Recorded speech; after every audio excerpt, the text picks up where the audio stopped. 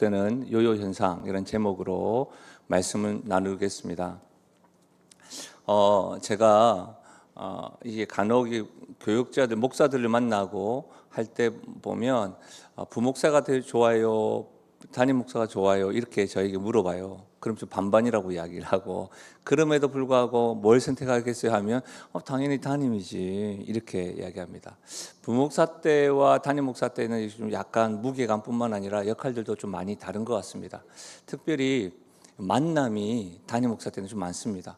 부목사 때는 사실은 교회의 울타리 안에서, 교회 안에서만, 또 각 교회, 자기 교회, 제가 섬기는 교회와 부서에게만 집중을 하는데, 담임 목사가 되면 지역 교회를 섬기고 또 노회를 섬기고 또 여러 가지 다양한 일들을 하게 되더라고요.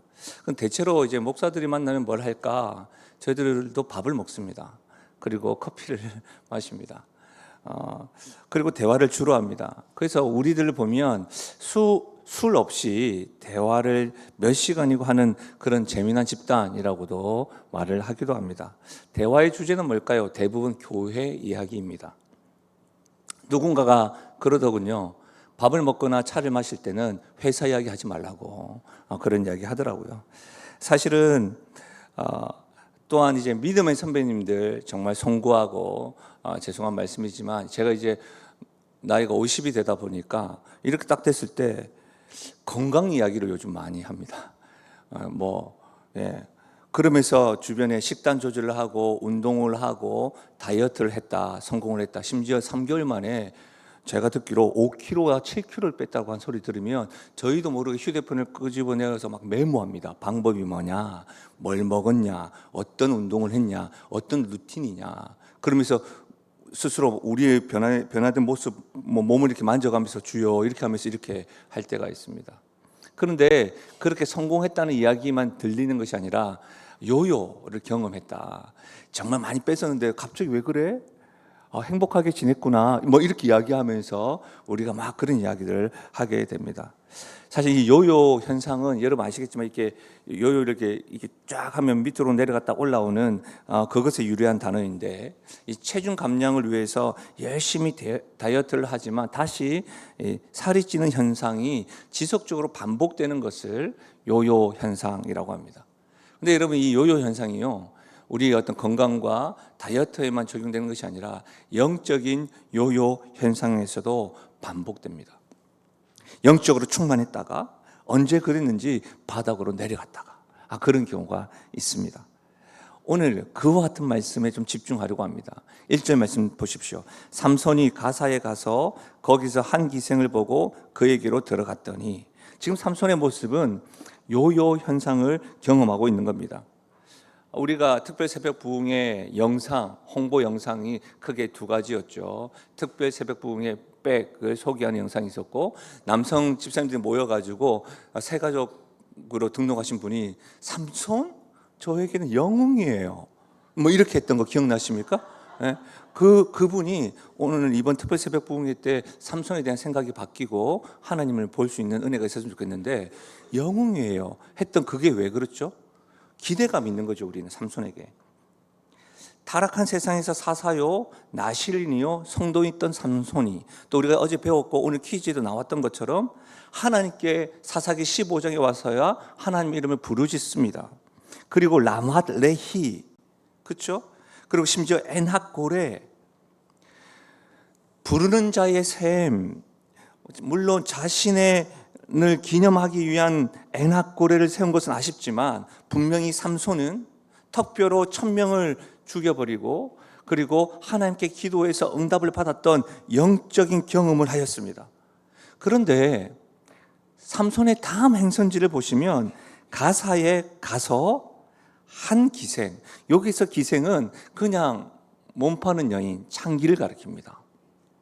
여러분, 삼손의 경우는 이전으로 돌아가는 요요 현상보다 좀 더 심한 현상을 보이고 있습니다. 왜 그렇습니까? 우리가 배웠던 것처럼 삼손의 약점은 뭐라고 했죠? 여자입니다. 그렇죠? 그런데 여러분, 이전에는 어땠습니까? 이전까지 딥나에서 만났던 여자는 이방 여자였습니다. 창기는 아니었다는 것이죠. 그런데 지금 가사에서 창기를 만나고 있습니다. 왜 이러는 걸까요? 왜 이렇게 영적인 경험을 한 후에 어떻게 이렇게까지 바닥을 칠 수가 있을까요? 우리는 사사인 삼손에게 가졌던 기대감이 있습니다. 그래서 지금 반복적인 요요 현상이 아쉽기만 합니다. 실제로 일반적인 인물이 아닌 영적인 리더십이 보이는 이 요요 현상은 선지자 요나에게도 드러납니다. 우리 요나를 배웠었는데 기억나십니까? 니느웨에서 하나님 말씀에 순종하여서 40일 후에는 이 니느웨가 하나님의 심판으로 무너질 것이다. 그러니 회개해라 라고 하는 말씀을 전합니다. 그랬더니 어떤 일이 일어났습니까? 왕에게 이르기까지, 백성에서부터 왕에게 이르기까지 여러분 모두가 다 금식하며 회개하며 주님 앞에 돌이킵니다. 그리고 니느웨에서 영적인 부흥이 일어납니다. 바로 그때 설교를 하고 하나님의 말씀에 순종해서 전했던 선지자 요나는 그것에 감사와 찬양과 감격하기보다는 짜증을 냅니다. 하나님께 불평불만을 합니다. 성을 냅니다. 어떻게 이럴 수가 있느냐? 이스라엘의 적국인 니느웨가 어떻게 영적인 경험을 할 수가 있느냐? 이렇게 여러분 좋았다가 싫었다가 하나님의 마음을 들었다가 놨다가 하는 요요 현상을 선지자 요나도 보이기도 합니다. 사랑하는 여러분, 하나님의 사람이요, 선지자요, 나시린이요, 성도인 사람들에게 영적인 요요 현상을 경험하는 이유는 다양합니다. 그러나 오늘 우리는 삼손에게 좀 집중을 하면서 삼손이 반복되는 요요 현상을 경험하는 이유를 살펴보고 우리의 신앙을 점검하여서 요요 현상을 경험하기보다는 이 건강한 영적인 은혜를 누리는 그런 성도와 교회가 되시기를 주님의 이름으로 축복합니다. 그렇다면 여러분, 반복되는 요요 현상을 경험하는 이유가 뭘까요? 한번 따라 하실까요? 근거 없는 자신감이 강하기 때문입니다. 그렇습니다. 여러분, 이 근거 없는 자신감을 줄여서 근자감 이렇게 합니다. 근자감. 이 근자감이 강해도 너무 강한 삼손의 모습 때문입니다.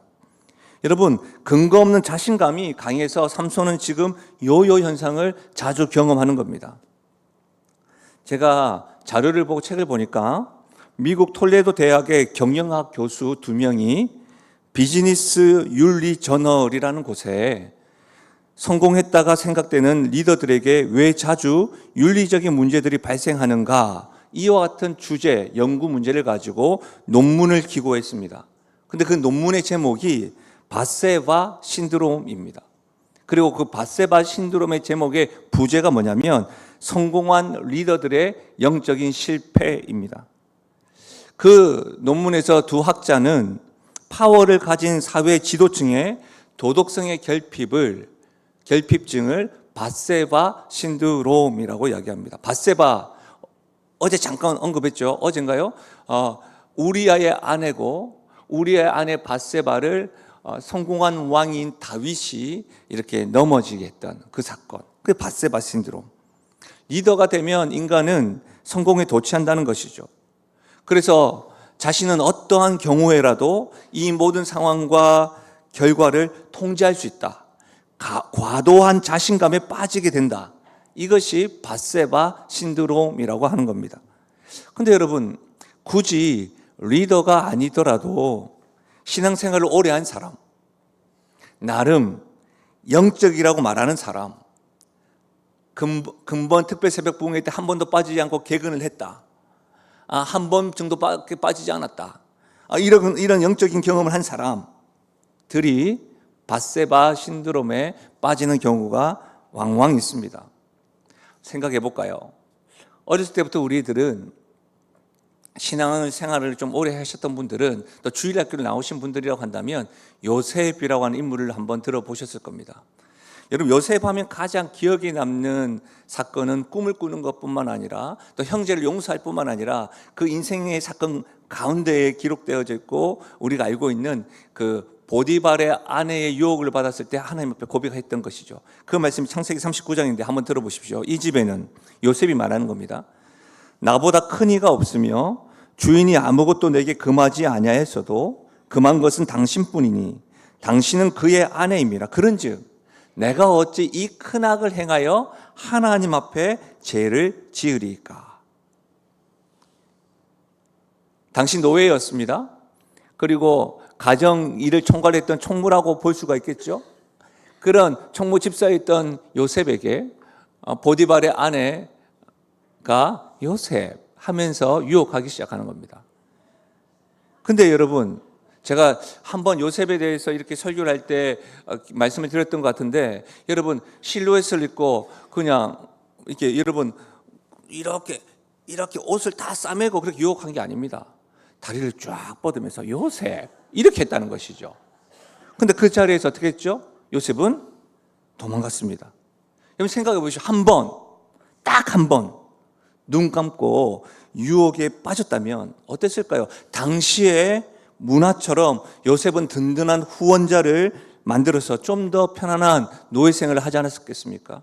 그는 노예였습니다. 히브리 사람이었고요. 그가 있었던 애굽에는 신앙 공동체가 찾을 수가 없었습니다. 유일신 하나님을 믿는 사람이 없었습니다. 그 하나님에 대한 이해가 없는 곳에서 유혹을 받았습니다. 그곳에서 내가 어찌 이 큰 악을 하나님 앞에 죄를 짓겠습니까? 라고 고백한 것이죠. 어디에서든지 코람데오 하나님 앞에서라는 신앙 고백과 함께 흔들리지 않는 견고한 믿음을 보여주고 있는 겁니다. 신앙생활을 오래 하는 우리들은 이 요셉을 잘 아는 것이죠.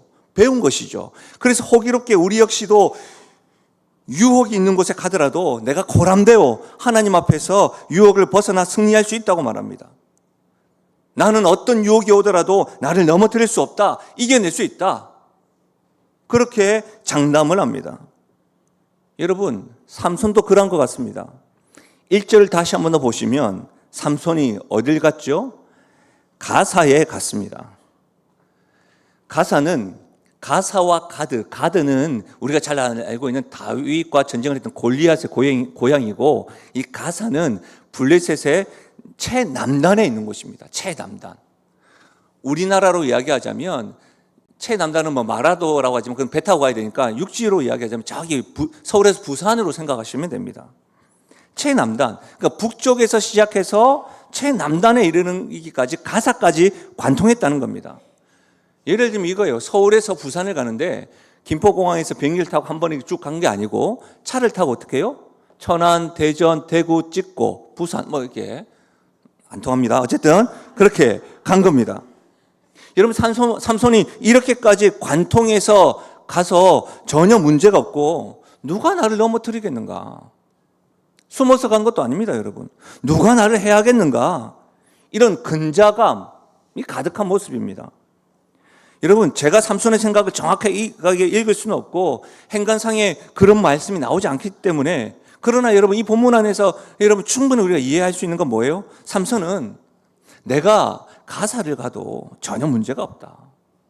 서울에서 부산까지 가기 위해서, 최북단에서 최남단인 가사까지 가기 위해서 각 시와 동네를 관통해도 문제가 되지 않는다. 나는 괜찮다.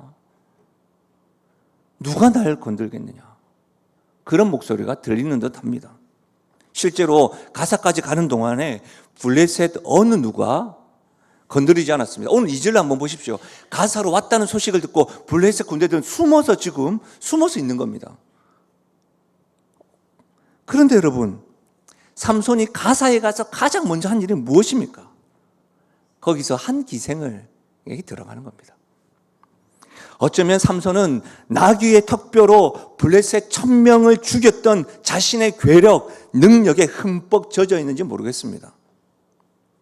심히 목말라 죽을 것 같은 상황에서 하나님 여호와께 부르짖었더니 우묵한 곳에서 물이 솟아나는 것을 경험한 것이죠. 그러니까 이런 것이죠. 자신이 하는 일마다 다 잘 된다. 나 특별히 문제가 없다. 자녀들도 문제가 없고 내가 이 정도 경제적인 여유가 있고 나 이렇게 잘 생활하는데 뭐가 문제냐? 실패 없이 성공만 하는 인생인 것이었죠. 그런데 여러분, 우리가 삼손에 대해서 이번 한 주간 반복적으로 배웠던 게 뭐예요? 삼손의 힘의 근거는 머리카락이 아닙니다. 삼손의 힘의 근거는 그의 건장한 체격이 아니었습니다. 뭐였죠? 여호와의 영이 함께함, 하나님의 함께하심입니다. 사랑하는 여러분, 그런데 삼손은 지금 하나님이 아닌 자신의 힘과 능력이라 생각합니다. 이것이 근거 없는 자신감입니다. 근거 없는 자신감이 뭐죠? 하나님을 제외하고 자신의 능력과 자신의 생각으로 살아가는 것이 근거 없는 자신감입니다. 왜 그랬죠? 제가 어제 말씀드렸던 것처럼 세상에 영원한 것이 있다 없다? 없습니다. 그러니까 영원하신 하나님, 나를 향하여 선하신 능력을 베푸시는 그 하나님을 제외하고 내가 살아가는 것, 그게 근거 없는 자신감입니다. 사랑하는 여러분, 우리가 시험에 맞닥뜨릴 때에도 넉넉히 이길 수 있는 것은 함께 하시는 하나님 때문인 줄 믿으시길 바랍니다. 우리가 어딜 가든지 함께 하시는 하나님을 의식하며 살아가는 용기도 영원하시고 선하신 하나님에 대한 믿음을 가질 수 있는 것입니다. 다시 말하면 근거가 있는 자신감을 가지는 것은 내가 하나님을 신뢰한다라고 말할 수 있는 고백인 것이죠. 사랑하는 여러분, 지금 우리는 특별 새벽 부흥회를 통하여 하나님 앞에 부르짖고 있습니다. 기도합니다. 하나님의 이름을 부르는 것 역시도 하나님에 대한 자신감을 가진 사람들은 모든 일에 하나님의 선하심을 믿고 기도할 수가 있는 겁니다. 하나님에 대한 자신감이 없으면 죄송하지만 기도 안 합니다.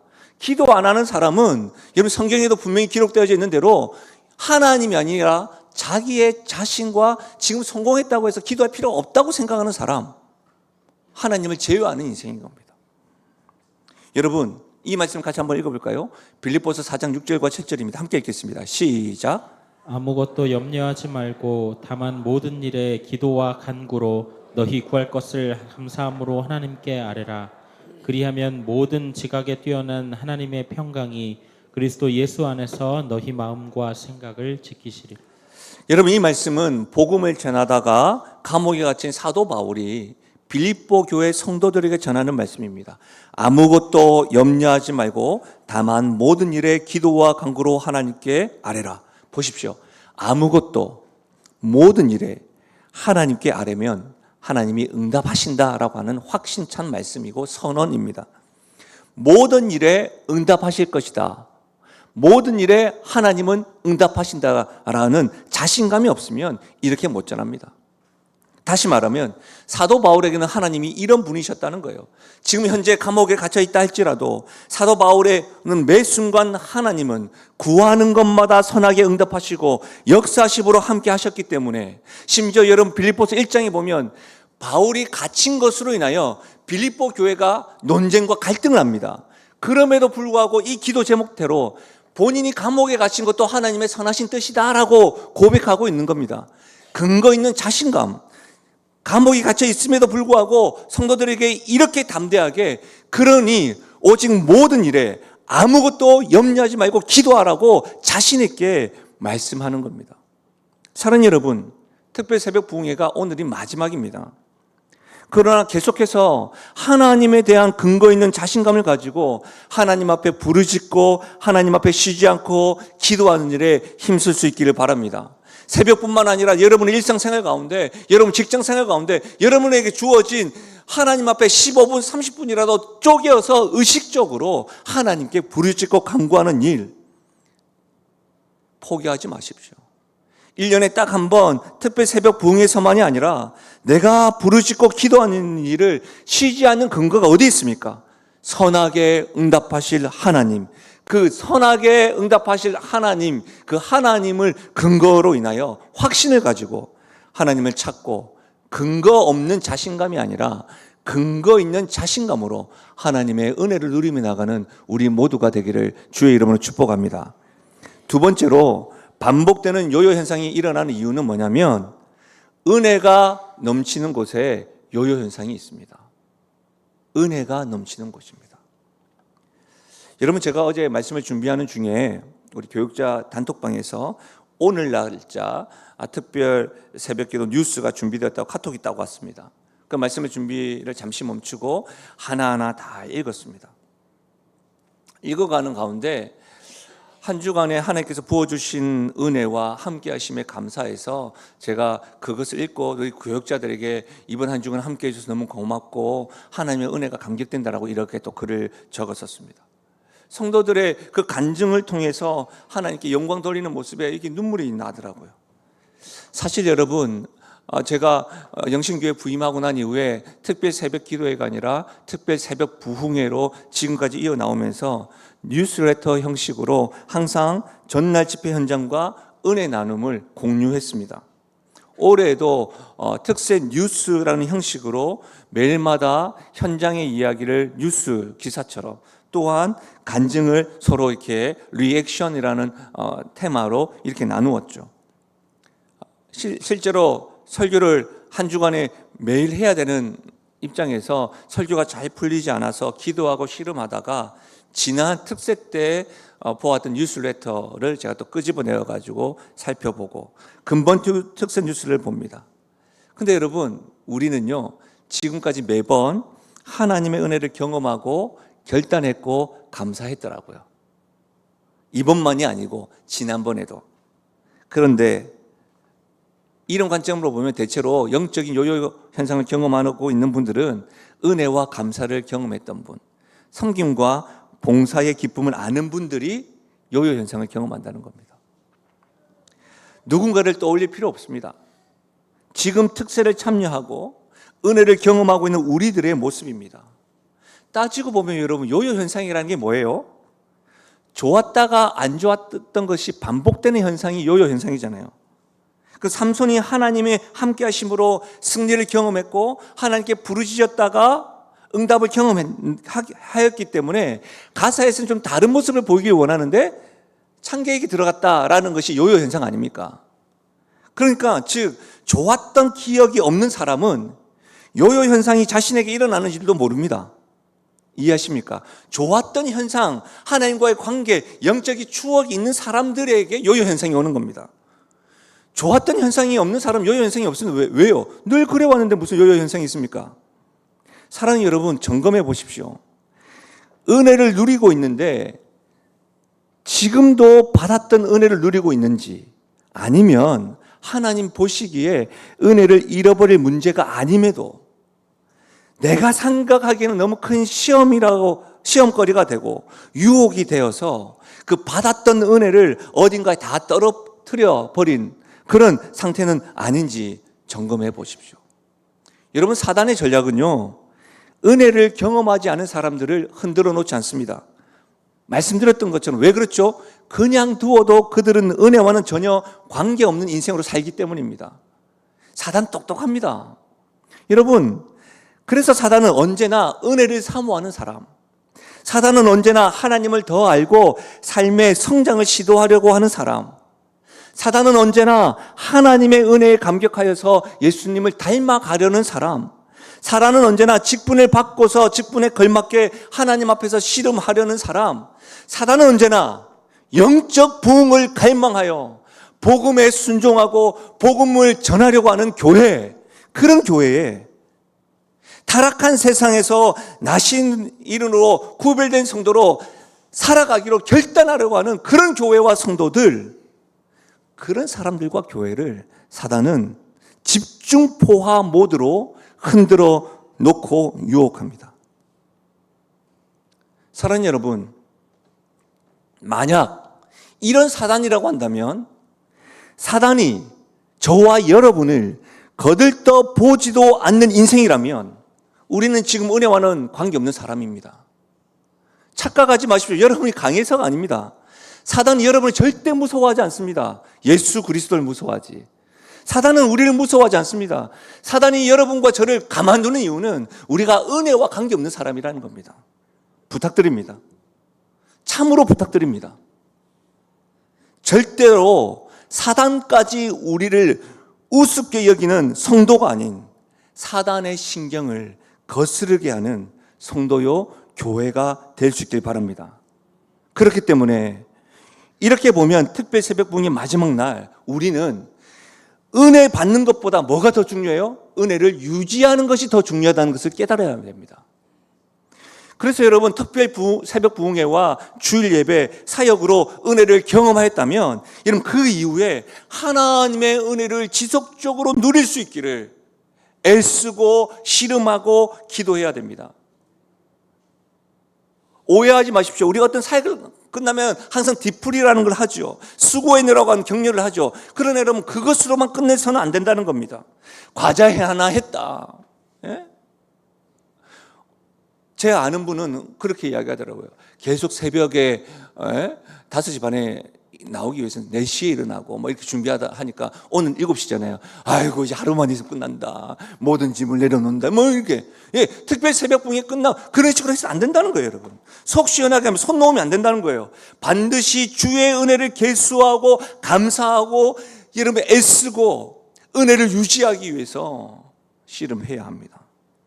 그래서 여러분 저는 특세 뉴스를 통해서 반드시 은혜를 기억하고 여러분에게 기록하라고 교육자들에게 찾으라고 고백하라고 그렇게 강조하는 겁니다. 가족들과 부부들 간에 작은 교회 소그룹 모임에서 전도회에서 받은 은혜를 나누십시오. 서로 간증하십시오. 그리고 은혜를 유지할 수 있도록 서로를 위하여 중보하십시오. 오늘 우리가 광고했던 대로 봉사부에서 준비한 다과 또 간식이 있잖아요. 간식을 먹으면서 특별 새벽 부흥회 때 여러분 같이 간증하십시오. 은혜를 나누십시오.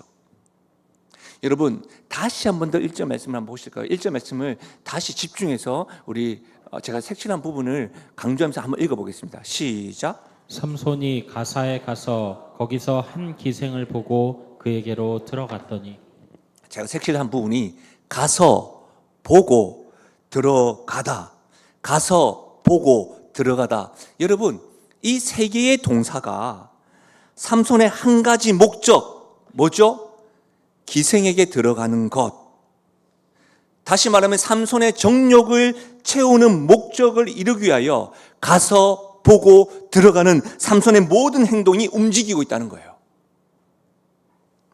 은혜를 경험한 삼손의 행동이 전혀 은혜를 유지하기 위한 목적이 아니었다는 거예요. 사랑하는 여러분, 은혜를 받고서 은혜를 유지하고 매일 경험하기 위해 우리의 행동이 정욕이 아니라 하나님을 기쁘시게 하고 사람을 행복하게 하는 하나님께 영광 돌리게 하는 그 목적을 향하여 행동해야 하는 겁니다. 그래서 여러분, 우리는 이 목적을 향하여 가서 보고 들어가는 행동을 해야 한다는 거예요. 같이 한번 읽어볼까요? 고린도전서 10장 31절입니다. 함께 읽겠습니다. 시작. 그런즉 너희가 먹든지 마시든지 무엇을 하든지 다 하나님의 영광을 위하여 하라. 아멘. 절대로 잊지 마십시오. 우리가 어딜 가든, 우리가 무엇을 보든, 우리가 무엇을 소유하든 나 자신의 욕심과 욕망과 정욕을 위해서가 아니라 하나님의 영광을 위하여 움직이고 행할 수 있기를 바랍니다. 이것이 은혜를 유지하는 방법입니다. 이것이 삼손이 경험하고 있는 요요 현상을 방지할 수 있는 방법입니다. 여러분 제가 어제 말씀을 준비하다가 잘 안 풀리니까 잠시 머리를 식혀야 되겠다 하고 야구를 한번 딱 들었어요. 제가 좋아하는 야구팀이 지금 잘합니다. 그러다가 이렇게 딴데 한번 틀어봤더니 여러분 도시어부라고 하는 TV야. 도시어부 이게 낚시를 하는 프로인데 시즌이 지금 5번이죠. 5 시즌이에요. 놀라지도 않습니다. 우리 TV를 안 보니까 성경과 기도 우리 5 시즌. 여러분 그만큼 고정 시청자가 있다는 말이고 시청률이 대단하니까 시즌제가 한 5 아니겠습니까? 별 프로 낚시하는 과정을 구체적으로 보여주는 겁니다. 생동감 있는 현장 카메라를 이렇게 돌려가면서 그리고 잡은 물고기의 크기와 길이를 이렇게 재기도 합니다. 고기를 못 잡으면 그냥 물 먹고 끝납니다. 근데 고기를 잡으면 어떻게 해요? 회 쳐서 먹고 매운탕에서 먹고 하는 게 끝납니다. 큰 고기를 잡으면 이렇게 매달 딱 붙여주고. 낚시하는 입장에서는 굉장히 재미가 있는 것 같습니다. 근데 저는 설교자잖아요. 이런 TV나 영화를 봐도 이렇게 영적으로 해석을 하려고 이렇게 좀 시스템이 된 것 같습니다. 여러분 이거에 낚시꾼의 입장에서 보는 거 말고 물고기 입장에서 한번 생각해 보자고요. 물고기가 내가 잡고 내가 있는지 모르겠는데 내가 잡고 생각이 없어서 잡힌 것이겠지만 여러분 한번 생각해 보십시오. 가짜 미끼 등에 현혹되어서 잡힙니다. 물고기 입장에서는 여러분 눈앞에 보이는 이 미끼가 가짜입니다. 그렇지 않습니까? 물고기를 낚아채는 그 미끼를 보는 것이 아니라 물고기를 낚아채는 그 뭐예요? 바늘 가시를 보아야 그 바늘 가시를 의식해야 되는데 그 바늘 가시를 의식하지 못하고 가짜 미끼만 이렇게 보면서 확 물다가 죽습니다. 물고기 입장입니다. 자기 배를 채우고 순간의 정욕과 저거 먹으면 좋겠다. 그게 집중할 때 사로잡히는 겁니다. 어떻게 해요? 매운탕과 횟감이 되는 것이죠. 여러분, 이런 관점으로 보면 우리의 생각과 가고 보고 들어가는 모든 행동들이 욕심과 정욕과 욕망을 채우고자 움직이는데 사단이 주었던 그 판을 다시 못 보는 겁니다. 그때 은혜 받은 자가 요요 현상을 경험할 뿐만 아니라 결국은 사단의 밥이 되는 겁니다. 사랑하는 여러분, 받은 은혜를 유지하고 누리기 위해서는 우리의 생각과 우리의 모든 행동들이 우리의 욕망을 채우기 위한 목적이 아니라 하나님께 집중되어야 됩니다. 하나님을 기쁘시게, 사람을 행복하게, 하나님께 영광 돌리기 위한 행동일 때 어제보다는 오늘이, 오늘보다는 내일이 더 깊고 넓은 주의 은혜를 경험할 줄로 믿습니다. 말씀을 마무리하겠습니다. 삼손은 지금 요요 현상으로 죄를 반복합니다. 지금 우리가 구약의 사사인물인 삼손을 보고 있는데, 여러분, 제가 삼손을 보면서 신약의 예수님 제자 누구와 오버랩되느냐면 베드로와 오버랩되는 거예요. 여러분, 베드로 수제자죠. 제자들 중에서 으뜸 아닙니까? 근데 여러분, 예수님께서 발을 씻길 때 제자들 다 발을 내밀 때 베드로 뭐라고 합니까? 온몸을 씻겨달라고. 난 그럴 수 없다고. 근데 여러분, 베드로가 베드로 전서와 후서를 기록하였는데 베드로 전서 5장에 보면 겸손히로 허리를 동이라. 예수님께서 겸손하게 발을 씻겼던 모습을 이제는 그 모습을 기억하는 거예요. 겟세마네 동산에서 한시도 기도하지 못해서 기도를 실패하고 책망받았던 베드로, 그 베드로가 베드로전서 5장 8절에 뭐라고 고백하는 줄 아십니까? 근신하고 깨어라. 근신하고 깨어 기도하라. 이 고백하고 있는 거예요. 사랑하는 여러분, 우리 특별 새벽 부흥의 감사와 은혜 가운데 지금 보내고 있지만 삼손과 같이 요요 현상을 경험할 수가 있습니다. 베드로와 같이 또 실패할 수 있습니다. 그러나 우리가 근거 있는 자신감은 뭐예요? 우리에게는 하나님이 계시다는 거예요.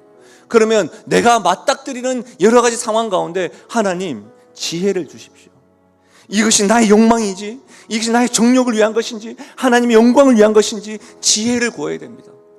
저 뒤에 바늘기가 있는지, 사단이 나를 흔들어 놓는 것인지, 하나님께서 영광을 돌려드릴 것인지, 실패의 자리에서, 실수의 자리에서, 혹 요요 현상을 경험하고 있는 그 자리에서 하나님에 대한 근거 있는 자신감으로 부르짖고 지혜를 구할 때에 우리는 요요 현상을 줄여가면서 건강하게 주님과 함께함으로, 동행함으로 신앙생활하며 그분의 영광을 위해서 살아갈 수 있는 이 땅의 나시린과 구별된 성도로 살아갈 줄 믿습니다. 그 은혜가 우리에게 있기를 부탁드립니다. 우리 말씀을 생각하면서 우리 이 찬양으로